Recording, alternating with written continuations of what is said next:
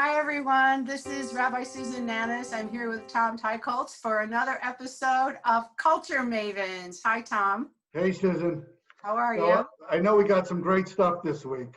Yeah, we do. And we've had a couple emails of people telling us how much they're enjoying this little webisode, I guess. And we want you to know that you can find our past recommendations on our website, the Temple website, and on Facebook and on YouTube. So if you missed anything, feel free to take a look. So, but Tom, you're going to start. What do you have this afternoon? Well, you know, a lot of times the events that we have are mostly for adults, and I really feel for all the people with young kids at home, how tough it's been with the kids not being able to go to school, and how tough it is for the grandparents not to be able to have activities to do with their grandchildren. So I wanted to tell all of you about a cultural event this Sunday, July 12th at 10 a.m. Pacific time. There's going to be a performance of the Beat Buds.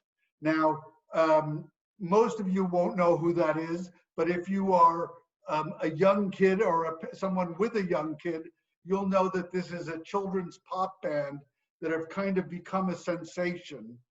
They do really funny and charming songs, and they're going to become a children's animated show on Nickelodeon in the fall. Wow. And so this is a performance that they're doing. It's completely free. The beatbuds.com is the website, and it's Sunday, July 12th at 10 a.m. and you'll be able to have a 360 musical experience. And we'll have the link on the website and on the YouTube offering, so you'll be able to click on that. Well, thank you. And speaking of musical experiences, I want to recommend, I have gotten access to an amazing documentary about Broadway musicals. We have the Vimeo link. It's absolutely free. It's by the BBC Imagine series, and it's called Broadway Musicals, A Jewish Legacy. And it's about how Jews have, basically dominated and created the Broadway musical. It starts traces it all the way back to Yiddish theater, all the way through what's happening today. And it's delightful. The clips are fantastic. I started it and I couldn't stop watching it. It's really a wonderful experience. I highly recommend this documentary, full of great music and singing and dancing. So that's really great. Before I go on, I just want to say that a lot of my recommendations are sent to me by my producing partner, Linda Kent, who has been my co-producer for a number of years of all our adult programs. And I just want to shout out to Linda and thank you for, being so on top of all these great things that we're beginning to recommend. And Linda Kent, who is a dear friend, and her husband, Steve Ross, who are good friends, is one of the reasons why I moved to LA, because she optioned my first book about Demjanjuk with Jack Grossbart when they had their TV movie deal, and they flew me out to LA to go pitch the book, and that was the first time I kind of, as an adult, thought, this might be a good place to live. So thanks. And I met Linda Kent when I was a TV movie writer, and she was a producer, and we developed some television movies together. So we share our connection with Linda. Yes, Jewish geography. Exactly. Now, the big theater experience this week is Hamilton. Hamilton, the play, can be seen on Disney+. There is a 7-day free, when you sign up, 7 days free. So you can theoretically watch Hamilton and then cancel, but see it for free. Or you can end up paying, I think it's $6.99 a month. This production of Hamilton is really a state of the art. They filmed it, they themselves filmed it, so it's really informed by their choices. It's better than just your traditional filming of a Broadway musical. You really feel like you're there. Now, you may be wondering at this point, okay, I know about Hamilton, but what's the Jewish connection? And the Jewish connection is that Hamilton may have been Jewish. I found online a presentation by a professor from the University of Oklahoma named Andrew Porwancher, who is spending this year at Harvard researching his book that's forthcoming in 2021 on the Jewish life of Hamilton. Why does he think Hamilton may have been Jewish? Well, first of all, Hamilton's mother's name was Rachel Levine. That could be a tip-off. Her first husband was Jonathan Levine, who was described as a rich Dutch Jew. And at that time, Jews did not intermarry. Also, Hamilton, whose father was a different person, was James, Hamilton was sent to a Jewish school on Nevis. So first of all, there was a Jewish school on Nevis, on the island, which is kind of mind-blowing. And then secondly, that's where Hamilton went to school, and he learned the 10 Commandments in Hebrew.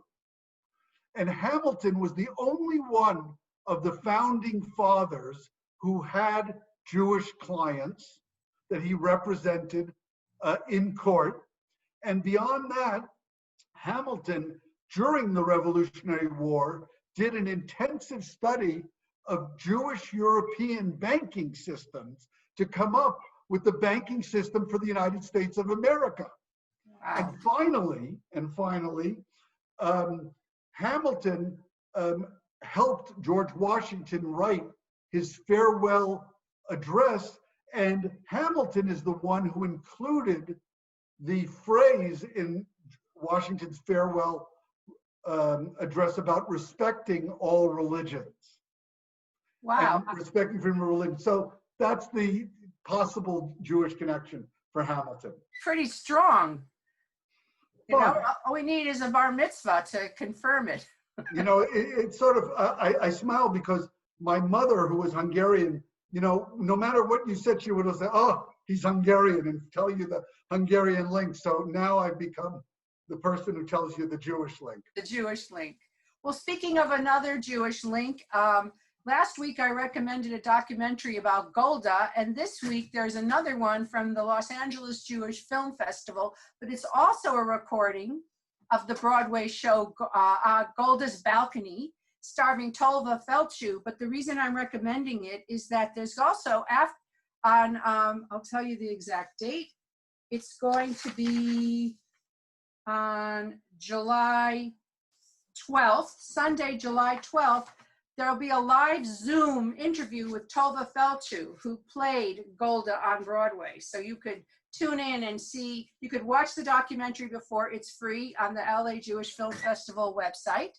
And then you can tune in on Sunday and maybe even talk to Tolva Feldshuh. She's an amazing actress. I remember her from the miniseries Holocaust. Remember that? She was incredible in that. She was a young 20-something partisan. So that's another thing that we can recommend. And then I think you have a podcast you want to talk about? Yes. So Israel's Story is a podcast that is basically Israel's version of This American Life. It was created by two young Israelis, basically in their apartment in Jerusalem, recording sometimes on their balcony. And now they're in their 5th season. And their 5th season just launched with their first episode. Their first episode is called Mazel Tov. This season is all dedicated to Israel during coronavirus. Oh and my this God. First episode has 3 features. One is about a Chabad rabbi on the island of Cyprus who's going to have a baby son, but has to find a moel, and coronavirus is happening. And how that ends up working out is one story. The next story is about a couple who were supposed to have their wedding during this period, and how the coronavirus changes that, and how they end up getting married, and what that experience is like. And then there's a third feature, which I can't recall off the top of my head right now, but Israel Story season 5 starts this week. Listen to it online. You can find it through iTunes and other places where you find podcasts. Now, is it in Hebrew or English? Oh, it's in English. Oh, it's in English. Oh, that sounds fantastic. Yeah. Well, I have another recommendation. I happened to watch a docu-series on Netflix called Lenox Hill. And I noticed that the producers were named Ruthie Schatz and Adi Barash, which are 2 Israeli names. So I did a little research, and it turns out that the producers of this show, Lenox Hill, which I'll tell you what it's about in a second, is based on a series that they did in Israel called Ichilov, which is a hospital in Tel Aviv. And Lenox Hill is a hospital in New York where they follow 4 doctors, 2 of whom are Jewish, 2 neurosurgeons, a Hispanic woman in the emergency room doctor, and an African-American gynecological resident. And it's all true, it's reality. Their treating of their patients, their own personal struggles, it's just riveting and moving, very human. And it's 8 episodes on TNT. Lenox Hill just came out this week. I highly recommend that. I really, really liked it. And I think you have a book you want to talk about? I have a novel. So The Drive by Yair Asulim is a novel that was published in Hebrew in 2011 and won the Sapir Prize for the best first novel. And it's only just now been translated and been published.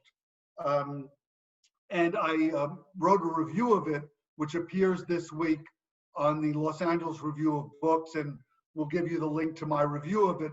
But basically, it's a very slim novel that I describe as Israel's Holden Caulfield. The whole novel is a 130-page monologue of a young Israeli who's in a car being driven by his father to the mental health unit of the army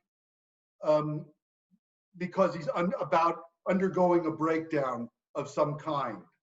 And it flashes back to his life, his girlfriend, his relationship, but it's really the first novel to explore the feelings of an individual who can't conform to the Israeli military system.